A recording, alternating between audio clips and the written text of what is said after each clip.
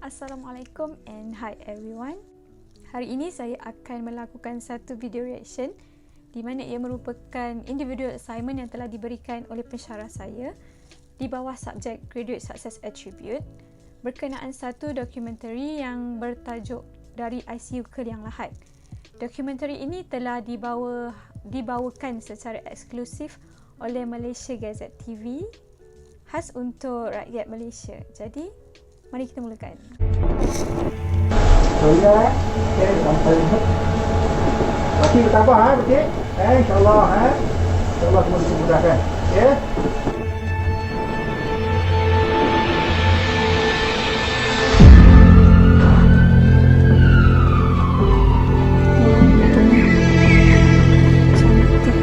Mereka berjalankan ujian ini, kita dapat mengesan mereka dengan lebih awal sebelum mereka menyebarkan lagi virus itu kepada populasi lain.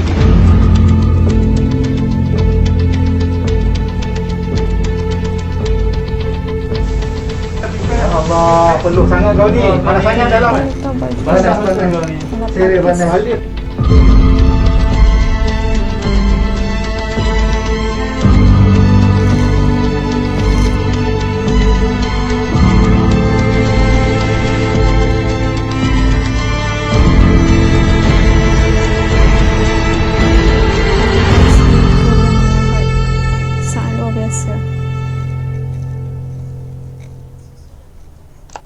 Susulan kejayaan mini dokumentari Kita Mesti Menang yang mengenengahkan pengorbanan petugas barisan hadapan Hospital Kuala Lumpur baru-baru ini, Malaysia Gazette kini membawakan anda laporan khas tulang belakang yang bekerja di sebalik tabir menguruskan wabak COVID-19.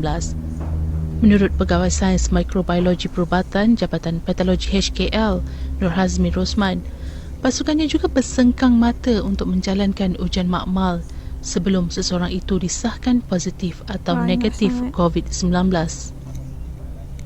Sama seperti frontliner yang lain, yang paling terasa ialah apabila sampel yang diterima banyak, jadi kami terpaksa bekerja daripada waktu pejabat hingga kepada 3 shift. Jadi pada masa itu memang terasa penat jugalah sebab nak memastikan semuanya berada dalam keadaan baik. Ujian perlu dijalankan pada masanya. Jadi penat tu lama-lama akan terasa jugalah.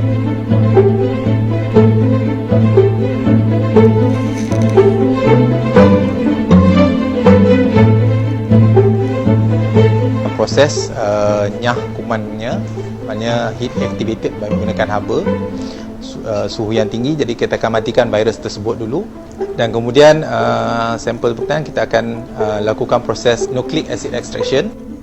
Prosesnya ialah kita untuk mendapatkan RNA virus tersebut daripada sampel berkenaan. Part extraction, kalau kata yang dekat sana tu adalah sampel, dia ada satu part lagi PCR. PCR dia nak tahu keputusan sama ada patient tu positif ke negatif. Kerana kita akan mencampurkan nucleic acid tadi dengan bahan reagent, barulah campuran tadi untuk sampel kita akan masukkan ke dalam mesin real time PCR kita. Akhirnya daripada itu kita akan buat analisa pada keputusannya dan baru kita dapat hasil untuk menentukan bahawa satu sampel itu sama ada mempunyai RNA virus SARS-CoV-2 atau tidak di dalam sampel berkenaan.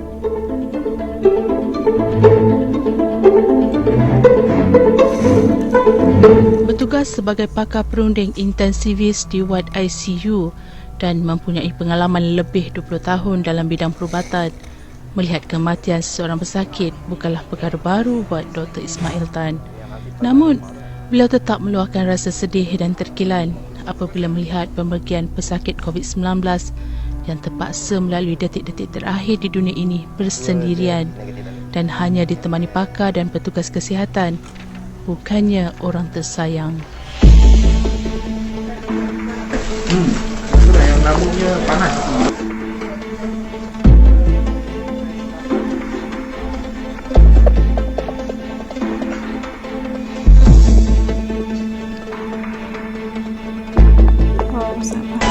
Kita mesti buat. Yang paling mencabar ialah kita tidak dapat berhubungan secara langsung dengan waris ataupun keluarga yang tersayang.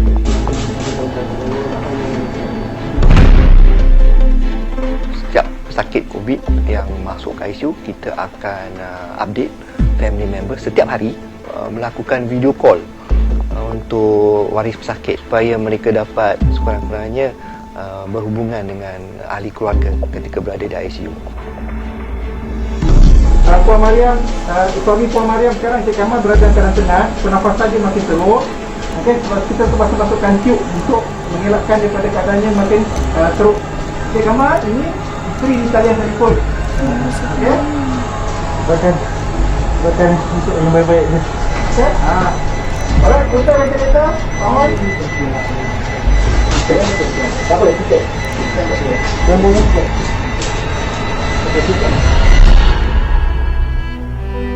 Kematian semasa di ICU bukanlah satu event, ini sebenarnya satu proses. So sangat mencabar untuk semua anggota kesihatan, termasuk diri saya sendiri, terpaksa menghadapi saat kematian untuk pesakit. Bila kita terpaksa telefon waris mengatakan yang pesakit yang telah meninggal dunia ataupun akan meninggal dunia, dan mereka akan tanya kita, boleh datang, boleh tengok, ada yang menangis, meraung dalam phone tu. Dan kita tahu kita tak boleh benarkan dia datang. So itu satu saat yang luar biasa. So ada juga beberapa pesakit yang tiba-tiba jantung berhenti dan segalanya, ya, jantung berhenti, dan kita terpaksa buat CPR. Lepas tu baru kita telefon beritahu patient dah tak ada.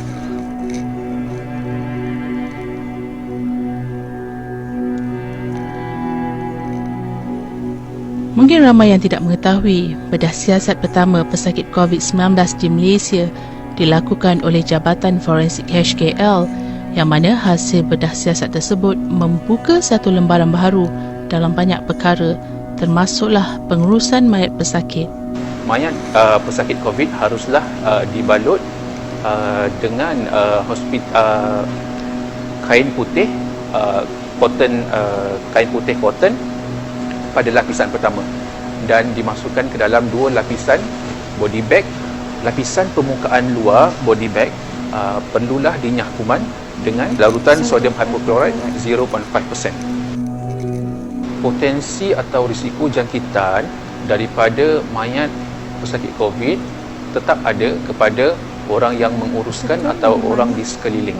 Hasil penemuan bedah siasat kami yang menunjukkan terdapat virus COVID-19 di permukaan badan mayat pesakit COVID, dan juga terdapat virus COVID-19 daripada cecair yang keluar daripada rongga badan.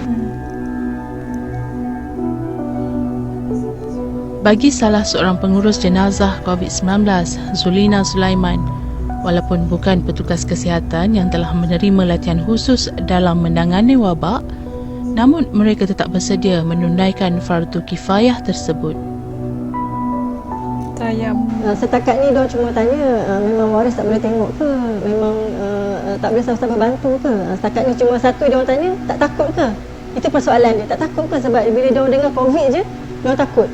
Jadi saya pun cakap lah, bila kita dah diamanahkan, bila kita dah dipertanggungjawabkan, perasaan takut tu semua hilang. Setiap kali nak mulakan tugas, saya akan telefon mak, abah bagi tahu mohon restu suami. Bismillahirrahmanirrahim. Saja kita yang ke atas jenazah ini kerana Allah Taala. Allah.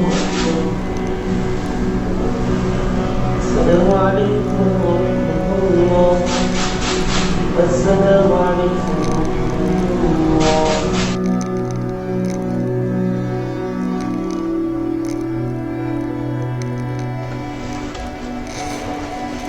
No family at all. Hanya barisan frontline je.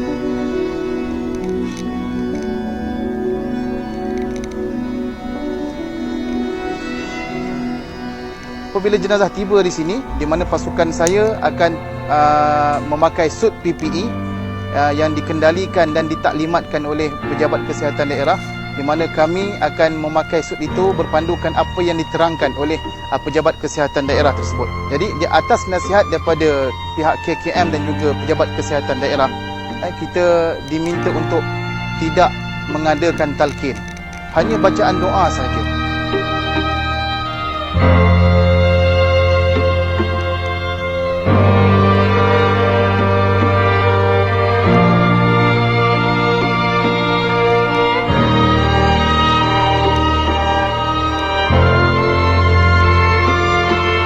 Ya Allah, Ya Rahman, Ya Rahim, Kau berikanlah kekuatan kepada kami, barisan hadapan kami, menghadapi mujahadah untuk menghadapi, Ya Allah, penyakit wabak ini, Ya Allah. Oleh itu, Ya Allah, Kau jagalah kami, Ya Allah. Kau peliharalah kesihatan kami, Ya Allah. Jika ada di antara kami yang sakit, Engkau sembuhkanlah. Jika di antara kami ini ada yang telah pergi menemuimu, Ya Allah, Kau rahmatilah mereka, Ya Allah.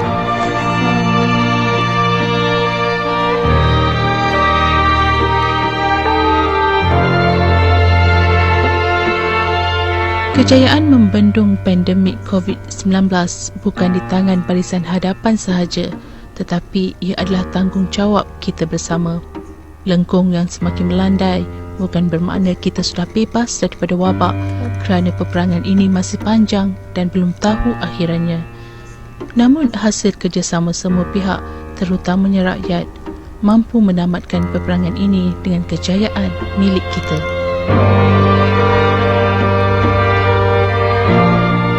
Fight COVID-19. Stay safe. Bantu kami untuk bantu anda.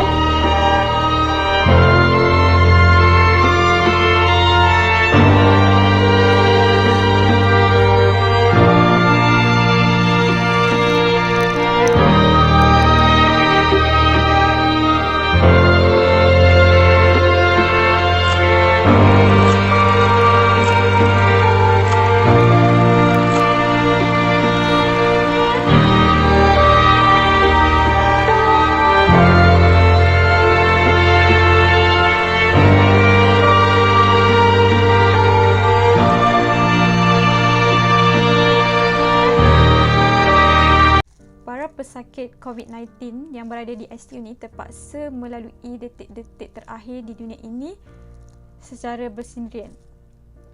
Mereka hanya ditemani petugas-petugas kesihatan tanpa orang-orang yang tersayang seperti pesakit-pesakit yang lain yang bukan COVID-19. Kematian di ICU bukannya satu event tetapi ianya satu proses. Bayangkan bagaimana perasaan ahli keluarga apabila kali terakhir mereka menatap wajah pesakit tersebut adalah sebelum masuk ke ward COVID-19 dan kemudiannya anda dengar mereka telah meninggal dunia. Semestinya kita menangis, meraung, merayu supaya dibenarkan untuk menatap wajah pesakit tersebut buat kali terakhir. Namun tidak dibenarkan untuk mengelakkan jangkitan COVID-19. Jadi patuhilah SOP supaya ahli keluarga terdekat kita tidak melalui detik-detik sebegini. Mesej yang disampaikan dalam dokumentari ini sangat jelas. Sistem penjagaan kesihatan ataupun dipanggil healthcare system mengalami banyak tekanan dan pekerja kesihatan ini terpaksa bekerja banyak shift dan meninggalkan keluarga atas sebab terlalu banyak kes ataupun pesakit. Virus ini tidak membezakan antara sempadan, bangsa ataupun agama. Wabak itu akan merebak dengan mudah sekiranya kita tidak mematuhi SOP yang ditetapkan. Oleh itu adalah tanggungjawab kita sebagai masyarakat untuk bersatu dan memerangi penyakit yang sangat berbahaya ini daripada terus menular. Terima kasih kepada barisan frontliner, petugas perubatan dan kesihatan, doktor, jururawat dan pekerja pembersihan yang sedia berkhidmat untuk negara. Tahniah untuk Malaysia Gazette TV atas penghasilan video dokumentari yang sangat menarik. Bagi saya, dokumentari ini perlu ditayangkan di seluruh Malaysia supaya semua masyarakat bersatu padu memerangi wabak. Sifat manusia yang sering lupa, jadi kita haruslah saling mengingati agar tidak jatuh ke zon selesa. So, let's flatten the curve. Thank you for watching and Assalamualaikum.